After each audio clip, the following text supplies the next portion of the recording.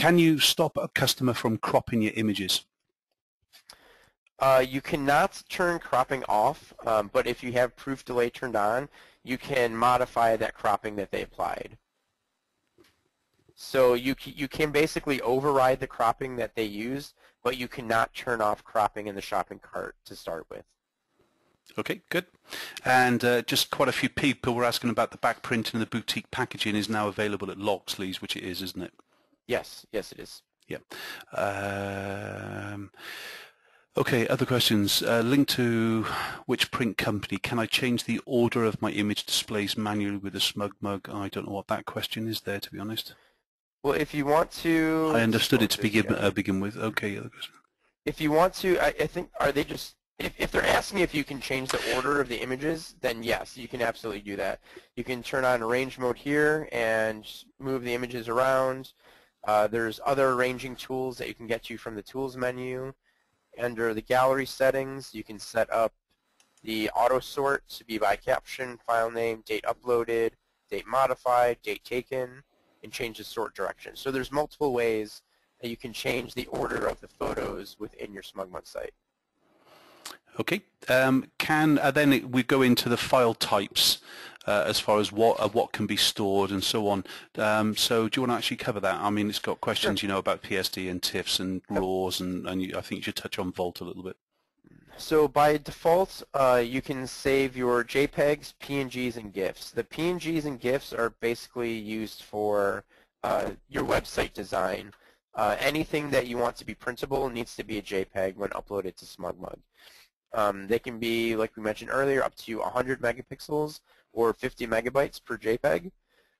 And if you want to store your raw files, PSDs, TIFFs, you can store them on SmugMug, but you'll need to use, let me go to it now, an additional feature called SmugVault, which is under, here we go, it's under Me Accounts, and it is SmugVault here. I don't have it enabled on any of my accounts right now, so I can't show you it. But if you have SmugVault enabled, it'll say take me to it here. And then SmugVault is really only made for storage. It's not made for display. So if you upload those raw files, TIFFs, PSDs, you can access them and download them, but we will not be able to display them as is. If you do want us to display them, we can make a separate display copy of that file, but that will be a JPEG for display. So SmugVault is really specifically for your storage. It is not meant for printing or for displaying to your viewers. Your viewers cannot see any of the original files that are in your SmugVault. They will only be able to see the images that are that you created that JPEG preview for. Great. So that is an additional service, and there is a additional cost charge for storage for that, yes.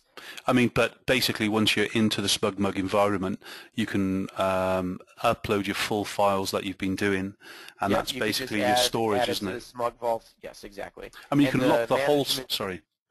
Oh, go ahead. I was going to say you could lock... You first. I was going to say you could lock the whole site down and never sell it, never show it, and it's still one of the cheapest ways to actually store your images off-site if you're a busy photographer. It's not that. Obviously, that's not the whole point of it. So the cost of SmugVault is actually less than if you're going directly through Amazon for storage, and your files are saved on Amazon through us. So we have pricing lower than their actual direct prices. Brilliant. Okay, a couple of techie ones for a minute. How do you add the SmugMug add-in for Lightroom? Oh, in Lightroom 3, it'll already be displayed here. In Lightroom 4, if it's a fresh install, it won't show it, but all you need to do is click Find More Services Online, and it should take you directly to the SmugMug Publish service because it's a featured publish service here. Then just click Download, and then you'll need to add it to the plugins folder in Lightroom. But if you go to, if you want exact instructions on how to do that, just go to help.smugmug.com. type in Lightroom, and it'll have, let's see, there you go, plugin update. It'll show you exactly how to install it to multiple different OSs on this help page. So it's got screenshots that'll show you exactly how to add that plugin to Lightroom. Okay, good question here a minute. How do you set the DPI going out from the auto export from Lightroom to SmugMug? Do they have to worry about anything? If you're using the publish service, it's already set to a good level. Let's see here. File settings.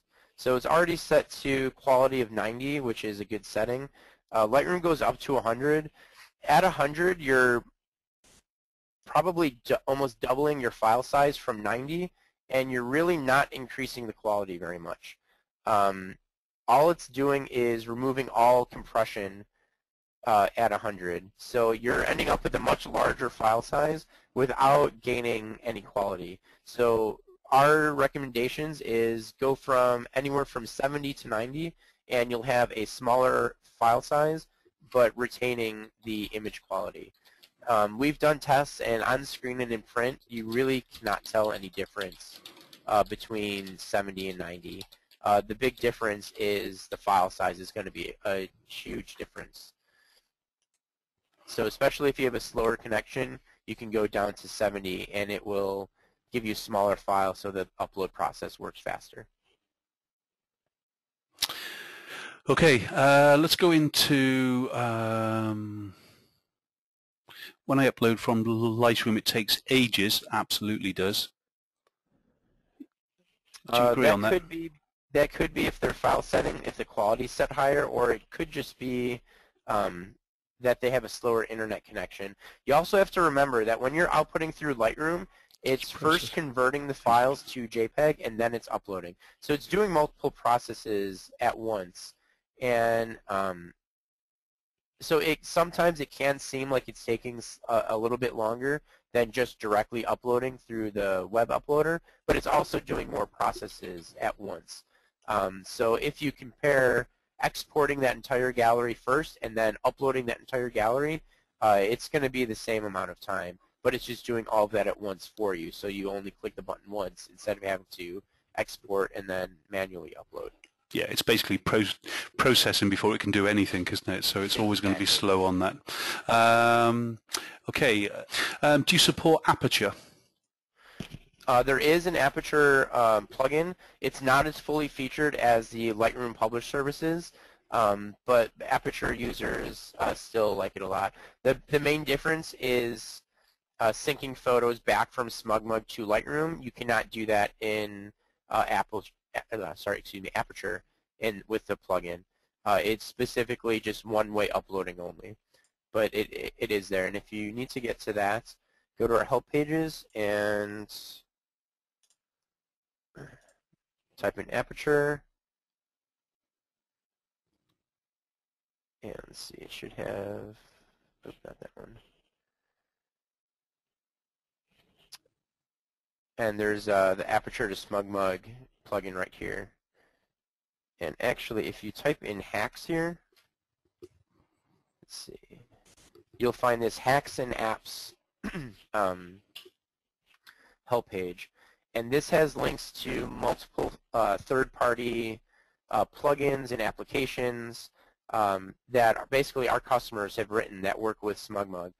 There's downloaders, there's uploaders, and in here, let me find it. There's actually two different plugins for Aperture. And then you can see there's uploaders in tons and tons of different applications already that you can find from here.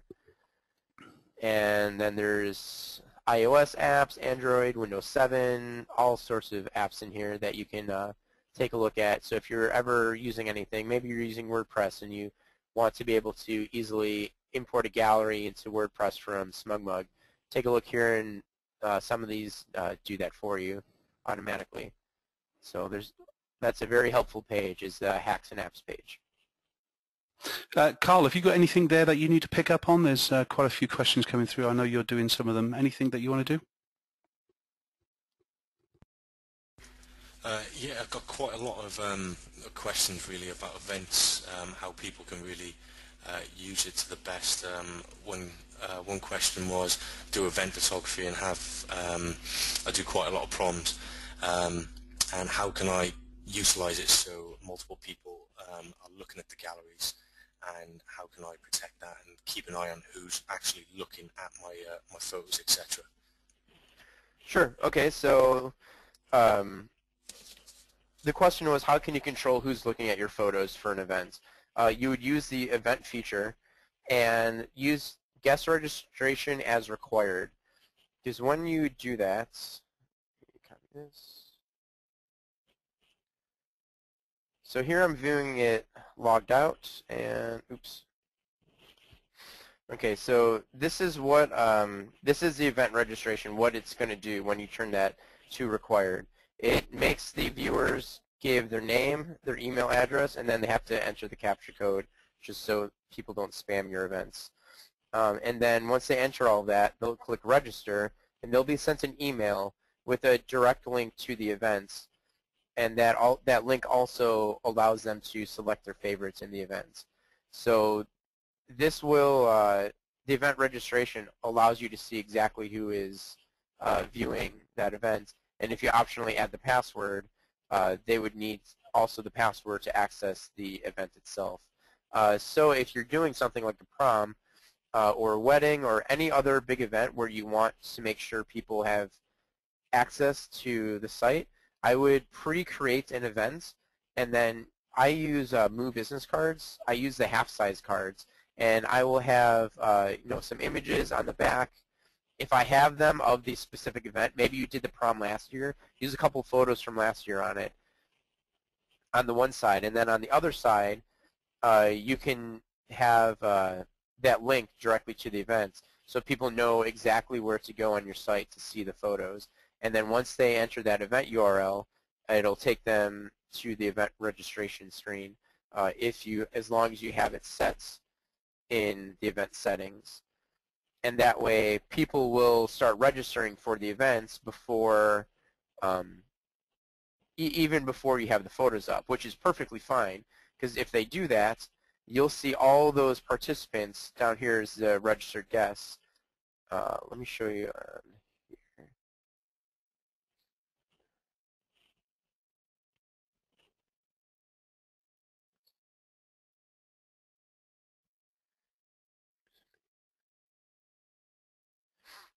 So here, if I go to, let's see. So this is an actual live wedding on my website. So these are all the guests that registered for it. So once they register, I can click this share button, and it will have a template in here that you can modify. So I already modified it, and when I modified it, I added a 10% discount code to get them to a sense of urgency to order. That discount code's only valid for 1 week. And it'll automatically add their specific URL to that event for them using a macro that you can see down at the bottom. Once I do that, once I set that up, all I have to do is just go down this line, click the share, and it'll send to all these people. So in the case of, like, say this one, where, let's see, I removed it. By default, it'll use the participant name up here, but I change that. I make sure I use an actual name there, because like you can see on this one here, sometimes people will not enter in like an actual name. So I just think that it makes it look too automated. So I make sure I go through and make sure that it's a correctly spelled, correct name in there for each one that I send it to. And once I started doing this for events, specifically for weddings, like my print sales increased a bit through print purchases by the guests themselves, as opposed to like the bride and groom or their immediate family. So it will help you see who's viewing the events, but also increase print sales. Nick, I think we're going to have to do another one of these pretty soon, because I mean we've got some really great questions coming through and things really, and there's no way that we're going to be able to finish it before we've got to finish in 5 minutes, guys. Nick, kind of brilliant. Thank you so much for getting on board. In fact, Nick has been doing an amazing job training us over the past what seems like 75 years, but. Nick, just before we go on, the question, I'm kind of showing my cart here for a minute, and the reason I'm showing my cart is that, is there any way to get rid of the SmugMug Pro the logo at the top here, as well as some of the links, or is that necessity? Let's see. There's quite a few people asking about the customization of the photo cart, really. Yeah, in the cart, since it's a secure page, it's hard for us to allow customization in there because of security issues. So the SmugMug Pro logo will show in there, but on the right side there, underneath the continue, where it's got the mark Cleghorn, you can add your logo into the cart there, and that's done through the branding in your account settings. Yep. Yeah, so you can add your logo in there, but you cannot remove the SmugMug Pro logo from the shopping cart at the moment. Guys, I'm going to bring it to a halt. I've got to. It's otherwise we'll be here, as I said, till tomorrow morning. Thank you so much for Nick for taking his time. It's not breakfast time there. It's almost lunchtime for them, so at least he's awake. Thank you, Nick. I'm sure we're going to be arranging another one of these very soon. It's been a huge popular event for us. But Nick, thanks very much. Thanks for Carl for joining me as well. I'm Mark Cleghorn for Photo Training for You. We'll see you next time. Take care. Bye bye.